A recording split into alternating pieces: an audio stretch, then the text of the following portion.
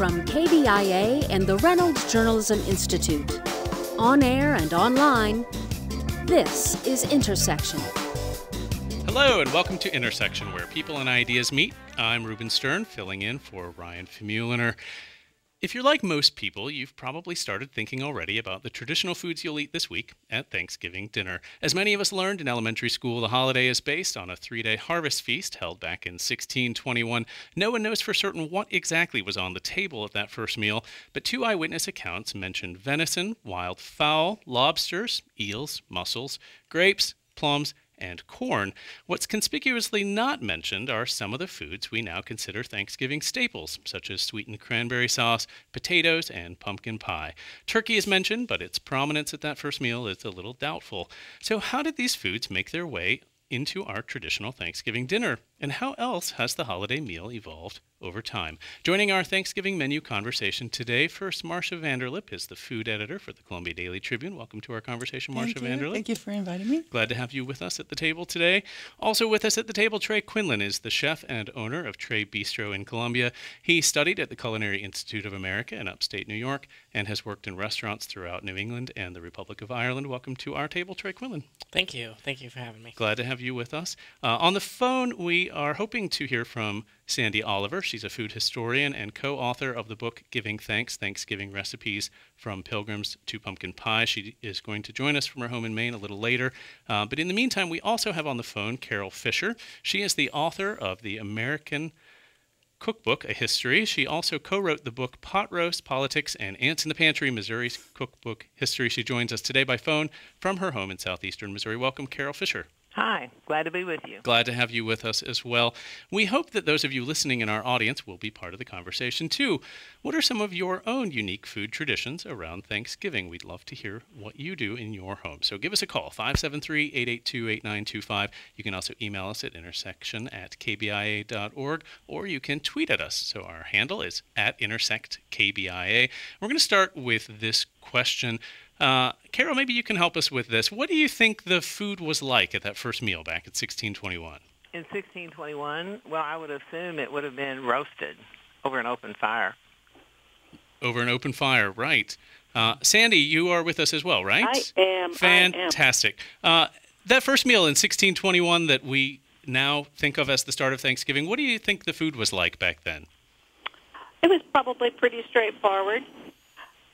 Roasted venison for sure, stewed almost anything else, lots of fowl, that is waterfowl, various sorts, possibly roasted, sometimes made into little dishes that we'd look at and say, well, that's like a casserole. Right. Trey, as a chef, what would it be like to have to cook everything over an open fire?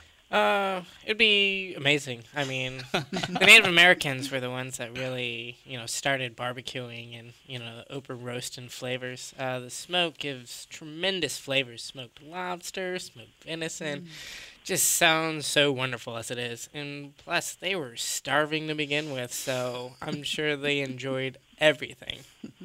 Right. But what about, Thanksgiving? I mean, if you tried to cook a Thanksgiving meal entirely over an open flame, that would be a much different thing than what we have now, right? Well, if you tried to cook things today like casseroles, mashed potatoes, stuff like that, it would be very, very hard. But, they were just, putting things on spigots and roasting things and, just doing kind of simple pots, So it wouldn't have been too difficult. They managed to get by at a very early time before they had the same, things that we have. Right. So, I think they handled it pretty well. Yeah. Sandy, what else can you... Can I go ahead? Oh, sorry. Well, I was just going to say, please. I've cooked several Thanksgiving dinners over an open fire and an open hearth, and I actually found it wasn't all that hard to do. Right. So what did you do? How did you make it work? Well, first of all, you do put your turkey on a spit, and you set that down in front of the fire. Then you the things like the potatoes and the squash can be put in boiling pots hung over the fire from a crane. Things like the cranberry sauce, you put those in little saucepans and you put them on top of a little pile of coals down hearth where they kind of bubble away. That's where you do your gravy. Pies were baked in ovens the day before or 3 days before. I have a question. It's actually pretty easy to do. Hearth is wide, sometimes deep. You can really spread yourself around. Make little piles of coals here and there. Right. Marcia, what do you think of that? I was just going to ask you about the turkey, because we tried the turkey on the spit a couple Thanksgivings ago, and the white meat got kind of dry. It was harder. It seemed like it was harder to evenly cook the turkey. How did your turkey come out? It all depends on the turkey. Yeah. Yeah. These modern, big-breasted white meat turkeys do dry out. Yeah. The turkeys folks were roasting in previous times, 200 or more years ago, were more like heirloom birds. And I don't know if you've ever used any of these heirloom birds. Have you ever cooked an heirloom bird? Maybe that's why. Sandy, Sandy, just real fast, we're going to try to have more dark meat on them. Right. Yeah. Sandy, I want to stop you for just a sec. We're going to try to clean up your audio connection because we're getting a lot of static in there. Oh, okay. And we're going to bring you back online in just a second. In the meantime, Marcia, what do you think your readers would say if you recommended cooking an entire Thanksgiving dinner over an open flame? Well, I mean, I have such a mixed group of readers. I'm sure some folks might think it's great. I know that there's a lot of Dutch oven folks out there that like to cook over fire in a Dutch oven. You could probably do that with a lot of dishes. I went searching for a heritage bird one year and cooked a heritage bird and recommended people do that. That's not really always the best. I mean, I think it's a great idea. I think it's just hard for folks who are really used to the traditional turkeys because the meat's different. Yeah. And Trey will probably attest to that as well. I mean, if you ever go camping, I mean, it's basically the same thing. Yeah. I mean, it's what Boy Scouts do, every weekend. Right. I think for a turkey, though, the best way to cook it evenly is to go ahead and separate the legs from the breast and kind of break it down like that. That way you can take it, because, to cook the legs to the same internal temperature as the breast, one of them's definitely going to be dry. Right. And I don't know. There's always gravy. Yeah. Carol, I'm curious your thoughts in terms of the way that we cook the turkey and how that might have evolved. Well, I think technology, is one of the big things that has changed how we cook our foods, obviously. People don't have a hearth in their kitchen. They're going to be using their wood-cooked stoves, and they're going to be using their gas and electric. I think that has changed it significantly. Right. Okay, let me remind everyone that this is Intersection, a program of KBIA and the Reynolds Journalism Institute. I'm Ruben Stern, filling in for Ryan Famuliner today. We're talking turkey and stuffing and pumpkin pie and finding out how we came to eat the foods that we do on Thanksgiving. Joining me in the studio are Marcia Vanderlip, the food editor for the Columbia Daily Tribune, and Trey Quinlan, chef and owner of Trey Bistro in Columbia. Also on the phone, we have Sandy Oliver and Carol Fisher, both of them authors of books about the history of food. For those of you in our audience, are there things that you add to your Thanksgiving table that may not be all that traditional? We'd love to hear what you do. So give us a call, 573-882-8925. You can also email us at intersection@kbia.org, or you can tweet at us. Our handle is @intersectkbia. We'd like to remind you that you can watch Intersection as streaming video online during our live conversations every Monday afternoon at 2 on KBIA. To watch that video and join our online chat room, just go to kbia.org and scroll down to the link for Intersection. Again, that's Mondays at 2 online at kbia.org. Sandy, I'm hoping you can take us back a little bit. We talked at the beginning of the program about the menu that happened in 1621, and it sounded a lot different from where we are today. So how did that happen? You mean how did the original menu happen? Yeah, how did that happen, and how did we wind up so far from that? Yeah, okay. Happy to talk about that. The first menu, of course, depended on what was available locally and what the pilgrims, as we call them, were able to grow that first season that they had established their colony in Plymouth. So the governor sent people out to shoot fowl, and they do not specify what source, but we can guess that probably there was some turkey involved. And then the Wampanoag came, at first because they didn't know why these people were, making the noise that they were with guns. The governor said everybody could go out and do some target shooting, made a lot of racket. The Native Americans said, what in heaven's name is going on? They massed together 90 people and visited. And when they realized that actually what was going on was a party, the chief Massasoit sent his men out to come back with 5 deer. So they had venison. That's what we know about the meal. Everything else would have been just whatever the pilgrims would have grown that season or were able to harvest gather from the wild. So how do we get to green bean casserole and mashed potatoes? Would you like to know about that? Well, I think Carol wanted to jump in there for a second, right. and then we'll come back to that transformation. Right. I think it's all relative. What Sandy said was true. They had what was available. And as you go through our culture, our food culture, we have what's available. We have green bean casseroles, like she was saying, and I think that's what it is. Well, we're not that far off in that we are using what's available. Yeah. Well, let me ask this question about the venison. I mean, that's readily available in Missouri. Lots of people have deer as part of their diet here. Why is that not part of our Thanksgiving meal? Sandy, I'll throw that to you. Well, venison really ends up being a fall product because of hunting season. Hunting is pretty well governed. It's got all kinds of rules and regulations around it. But the turkey thing really has to do with the fact that turkey was a very fashionable bird. In the 19th century, when the modern meal that we eat today really solidifies. Up to the early 1800s, Thanksgiving dinner consisted of lots of different dishes of food. Might have pork and chicken, goose, as well as seasonal vegetables. So, but in the 19th century, all during the 1800s, turkey was a pretty fashionable little item. It was a New World bird. It went to Europe, was domesticated, was returned to America. It was laden with a certain level of status in the 19th century. And then because Victorian Americans were very busy mythologizing their pilgrim forebears, the turkey, besides being fashionable and popular at the time and domesticated, easy to acquire because you could just grow it in your barnyard, they were doing a little bit of identifying with the pilgrims. They would say, well, surely the pilgrims must have had turkey on that first Thanksgiving, and so we do too, and so we're like the pilgrims.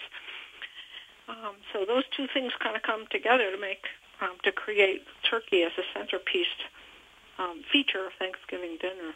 Okay. Don't you think that, Sandy, that Sarah Hale with her magazine being, the Godey's Ladies book, and promoting Thanksgiving in November and her issues with Thanksgiving menus had an effect on popularizing the types of things we do today for our Thanksgiving meals? She was reflecting established practice, actually. Yeah, but, I want to come back she was looking all around. This was the menu she grew up with, and most of the women her age did too. So she wrote down the menu that she knew. She may have added a few little wrinkles, insisted on a certain way of presenting. She was sort of a Martha Stewart of the 19th century, right. I think.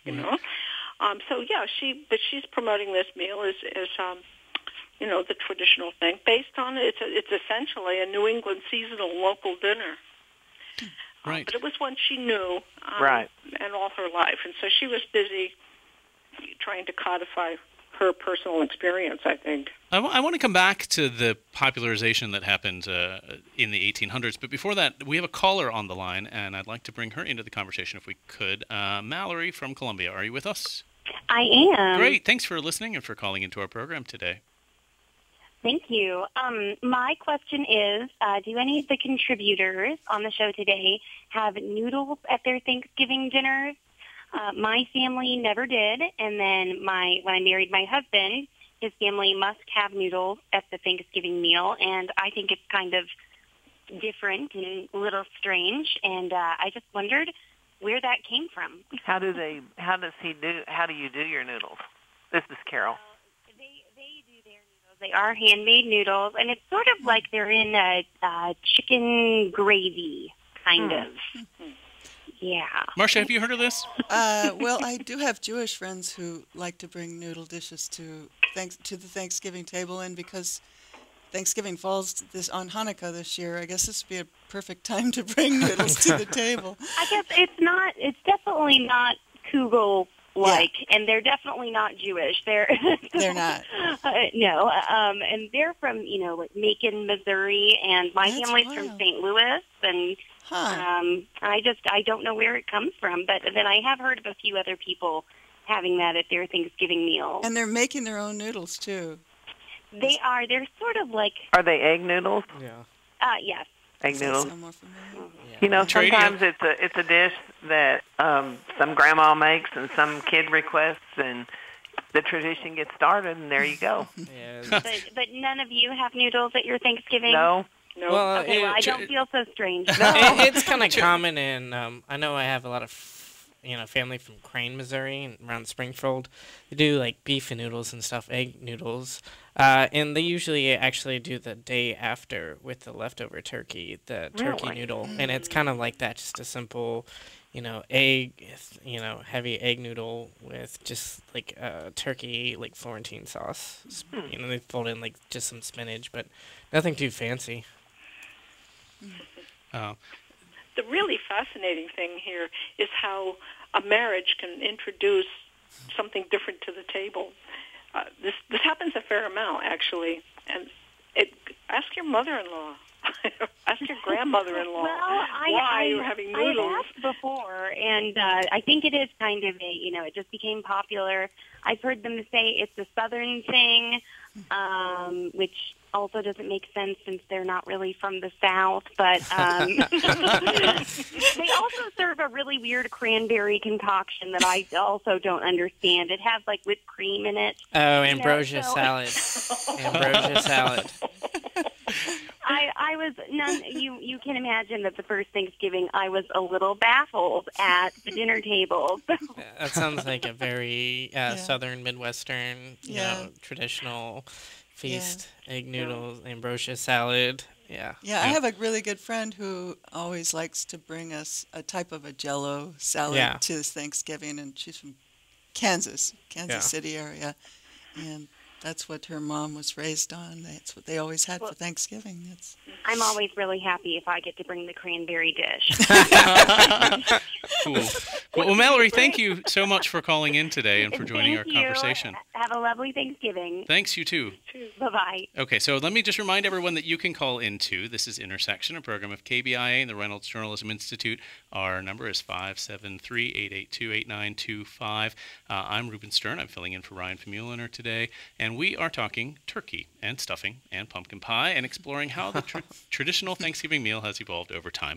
Joining me in the studio are Marcia Vanderlip, food editor for the Columbia Daily Tribune, and Trey Quinlan, chef and owner of Trey Bistro in Columbia. On the phone, we also have Sandy Oliver and Carol Fisher. Both of them are authors who have written books about the history of food. For those of you in our audience, what part of the Thanksgiving meal could you not do without? We'd love to hear what is essential in a Thanksgiving meal for you. So give us a call, 573-882-8925.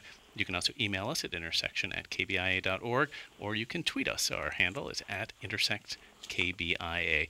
This would probably be a good time for us to go back and talk about how some of those foods wound up in our traditional Thanksgiving meal. And Sandy, I wonder if we could talk about that. Earlier in the conversation, we mentioned the 1800s as a pivotal moment for Thanksgiving and our food traditions. And I wonder if you could talk a little bit more about what went on in that era that created what we think of as Thanksgiving today. Sure. I would have to say that what went on was sort of a subtraction somewhat from what happened before. So in the 1600s and the 1700s, a celebratory meal probably featured a half a dozen different dishes all on the table at the same time. It could have included apple pie, minced meat pie, the turkey, a roast of pork, for example, along with seasonal vegetables. But in the and all the sweets and the savories would would very likely have been mixed together on the table. We didn't separate out the sweet dishes and tack them on the end of the meal in the 1700s. But in the early 1800s, the sweets migrate to the dessert place that we know today, and the menu gets a little bit simpler. We like to have the featured roast, which is the turkey, and then some sides as well. The meal takes on its modern form in the 1800s. More vegetables, pickles, and then all of the pies, the apple pie, mincemeat, pumpkin pie, all saved for after the main course has been eaten and cleared away. Right. And that gets pretty well locked in. But even in the middle 1800s, people were still putting a turkey, a chicken pie on the table, maybe a couple of other roasts, just to make sure there was enough for everybody to eat. Then, as families get a little smaller, stuff falls away. Right. And then, at the very end of the 1800s, we start seeing introductions to the meal from more manufactured food, and food from the South as well. I mean, once the Southerners get involved, we end up with sweet potatoes and cornbread dressing and pecan pie. I mean, the meal really gets embellished with some really wonderful things. Right. Now, Carol, you mentioned Sarah Josepha Hale in the mix here in the middle of the 1800s, and I wonder if you could explain a little more about the significance of her. Well, yes, this is Carol. I think that her magazine that she edited was very popular, and, women like today like to look at recipes, and I think that, that's the influence she had on you. Like Sandy said, she was kind of like the Martha Stewart. Right. For that time period. Now, she was in Philadelphia, right? I believe, Sandy, is that right? I thought somewhere in the north, I guess. Remember. Oh, yeah. So how did these southern things wind up proliferating across the country if we have these magazines that come from the north? Practice, just what people decide to do. If you're having a celebratory meal, you're going to put on the table the things that you think you need to have to celebrate with. Interestingly enough, in our more recent history, some immigrants moving to America discovered that Americans think lasagna is a very special dish, and there's at least one family I've heard about that always puts lasagna on the table because they want to show how American they are. So lasagna for Thanksgiving along with the turkey. Yeah, I remember a Thanksgiving recently where there was kimchi on the table because it was a Thanksgiving with a lot of Korean friends. Yeah. See, there you go. Right. Marcia? There were plenty of Mexican influences for Thanksgiving, I would think, too, and we've done a little bit of that, too. You were talking about, I was thinking about the Northwest influence. My husband is from the Northwest, and he wants to do, he saw Bobby Flay on TV put cedar wood underneath the turkey, and so he's decided to try that this year and to see whether he gets that Northwestern smoky flavor.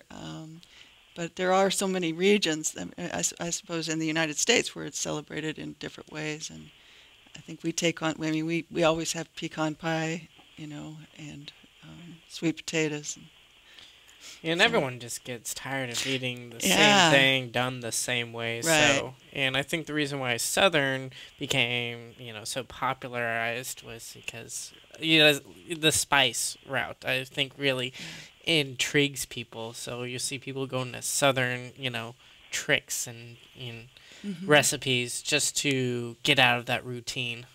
Spice it up a little bit. Yeah, like Emerald Lagasse could definitely help, bam. Take it up a notch. Okay, we have another caller on the phone. Lindsay from Columbia is on the phone with us. Lindsay, are you there? I am. Great, thanks for joining the program today and for calling in. Well, thanks for having me. Marcia, I love your column and your food section. Oh, thank you. So, Lindsay, you have some family traditions to share. Yeah, when one of the speakers was talking about this mixture of savory and sweet, and my family has we serve cranberry sherbet as a sort of a palate cleanser at the beginning of the meal. Wow. Yeah, That and sounds it's so good. homemade. I mean, my mom cooks down cranberries, and I've never made it, but it involves gelatin and lots of sugar and freezing and beating. And, I mean, this has been, you know, a tradition for decades. I don't really know, even like the previous caller, I don't know how it started. But I've also never met anybody who has cranberry sherbet at the beginning of Thanksgiving dinner. You got to do that at the restaurant. Ideas for the restaurant here. Brilliant. Yeah. Yeah. Nice palate cleanser. See if you can get the recipe, please. That sounds good. I can send it over to Actually, All right. if you can email it to us, we will make it available Yeah. on I our will website. do that, you know, and that will make my mom really happy, because I think sometimes she's like, why do I do this? On top of everything else, you know, she's beating this cranberry pulp and stuff. But anyway, it's a fun tradition, and thanks a lot for your show. This is just right for the holiday week. Awesome. Well, thanks for calling in and for sharing your recipe and ideas with I us. will. So would I just intersection at kbia.org? Intersection at kbia.org. Yep. I'll send it over. Terrific. And, you know, we will post all the recipes we get. So if you're listening and you have a Thanksgiving recipe you want to share, we'll put that on our website too. So feel free to email those in. Trey, I just want to ask you, you know, these kind of playing with traditions. Mm-hmm. You're a chef. What do they teach you about that? Well, they teach you the basics, and then, you know, you always want to challenge it, you know. You see a lot of things where they, you know, decompose dishes and then rebuild them in different ways, trying to be as creative as possible. One of the best Thanksgivings I had was when I was going to the Culinary Institute of America, and we were on Thanksgiving break, so we went down to New York City and joined a couple friends. And it was all these cooks, you know, trying to, you know, take their dish and outdo each other. So, you know, we had roasted parsnips, Brussels sprouts, pancetta, carrots, all in one. We had a sweet potato fillet with house-made marshmallows that we, you know, bruleed. And, you know, the turkey was brined in this pear cider for a couple days, and then made the best pan gravy. So, oh man, it's fun. You get tired of eating the same things, the variations. So just taking something and just playing one dish and, you know, changing it around makes it fun and very creative. And what are you playing with these days? Like this year, what are you going to fool around with? Well, I don't necessarily commit myself to cooking any of the dishes, because I usually end up cooking all of the dishes, helping people finishing them. But you know, I think trying to do some of the classic dishes, you know, roasted Brussels sprouts, mashed potatoes, sweet potato casserole. I think we're going to stick the traditional route. Okay, I need to remind everyone this is Intersection, a program of KBIA and the Reynolds Journalism Institute. I'm Ruben Stern, filling in for Ryan Famuliner. Today we're talking turkey and stuffing and pumpkin pie and learning how the Thanksgiving meal has evolved over time. Joining me in the studio, we have Marcia Vanderlip, food editor for the Columbia Daily Tribune, Trey Quinlan, chef and owner of Trey Bistro. Also on the phone, we have Sandy Oliver and Carol Fisher, authors and historians of food. And we're going to take a short break. We'll be right back, and we hope that you'll stick around and join our conversation.